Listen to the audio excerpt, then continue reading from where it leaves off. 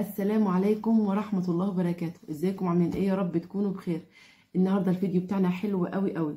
هنعرف ازاي نحوش 500 جنيه حتى لو ميزانيتك بسيطة بطريقة حلوة قوي قوي وبسيطة جدا جدا، وهشجعك جدا جدا.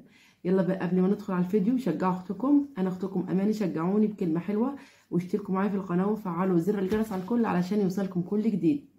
يلا بقى بينا نشوف الفكرة الجميلة دي ازاي نعرف نحوش 500 جنيه في الشهر بطريقة بسيطة جدا جدا وهتعجبكم بأمر الله.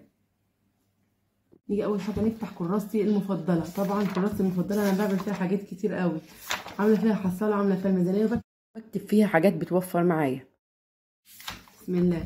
أول حاجة هنبدأ من أول الشهر، مثلا من أول الشهر زي ما دول عشان يشجعوكم، بس شجعوا اعملي أي حاجة. نبدأ من أول الشهر. فكرة الحصالة دي ماشية مع الشهر. هنبدأ مثلا من أول واحد في الشهر، 2 3، هنكتب أيام الشهر كلهم لحد 31 يوم. خلاص ماشي. نيجي بقى أول الشهر، النهاردة 1 في الشهر، هحط جنيه، يعني عدد أيام الشهر هحط قدامها القيمة بتاعت الفلوس بتاعتي.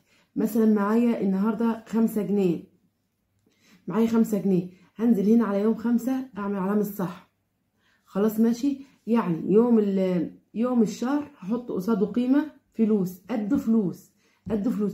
يوم 31 في الشهر هحط 31 جنيه، يوم 30 في الشهر هحط 30 جنيه. خلاص فكرة الحصالة وصلت؟ يا رب تكون وصلت.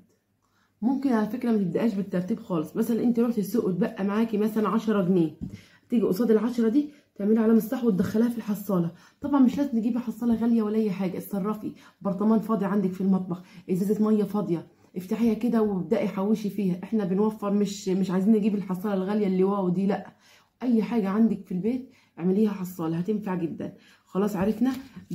بعد 31 يوم في الشهر، بعد يوم 31 في الشهر، 31 يوم، هيبقى معايا مبلغ قد ايه؟ هيبقى معايا 496 جنيه. 496 دول احط عليهم 4 جنيه كمان، احط عليهم 4 جنيه وانزلي اي سوبر ماركت صححيهم وخليهم 500 جنيه.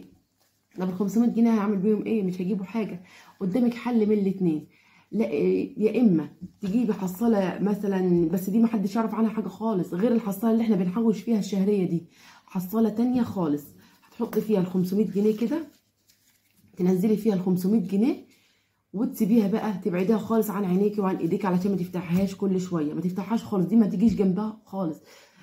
في حل تاني، او تدخلي بيها جمعيه، تكوني مثلا جمعيه ب10 انفار تقبضيها انت مثلا، او ال10 انفار هيديكي 5000 جنيه. لو دخلتي ب 500 جنيه كل شهر هيديكي 5000 جنيه.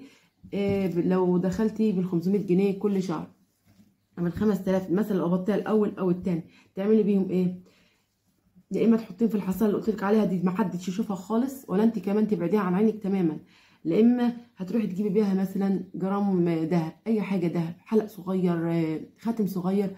قول للصايغ كده هات لي حلق في حدود 5000 جنيه، ما تكترليش عن كده. انت دلوقتي بتستثمري فلوسك، ده استثمار. خلاص كده. يا رب تكون الفكره عجبتكم. يعني فكرة بسيطة جدا جدا، ما كلفتنيش كتير. انا بدأت مع الشهر 1 2 3، يعني ايه، حاجات بسيطة جدا جدا جدا. انت ممكن ال5 جنيه تكوني بتديها لاولادك يصرفوها في اي يوم، 10 جنيه تديها يجيبوا بها كيس شيبسي ولا حاجة. طب وليه؟ طب ما انا اعمل حصالة والحاجات دي مضرة. ما انا قلت لكوش احرموهم ولا حاجة، هاتوهم بس في حدود المعقول لاصحاب الميزانية البسيطة البسيطة البسيطة. حاجه كده قليله حوشناها في الشهر من حاجات يعني بسيطه جدا جدا. احنا ماشيين مع الشهر زي ما قلنا علشان نعرف ندير بيتنا. ممكن تحطي هدف قدامك، يعني تحوشي 500 جنيه كل شهر وتيجي تحطيه في حصاله تانية عندنا. طب انت مش هتفتحيها، حطي بقى هدف قدامك علشان ما تفتحيهاش. عايزه تجيبي مثلا ذهب، عايزه تجددي في مطبخك، عايزه تجيبي حاجه ناقصاكي، عايزه تجيبي هدوم للعيال على دخلة مثلا العيد كده، على دخلة المدارس، عايزه الكراريس والحاجات بتاعت العيال. حطي هدف قدامك علشان تعرفي توصلي، وباذن الله هتوصلي.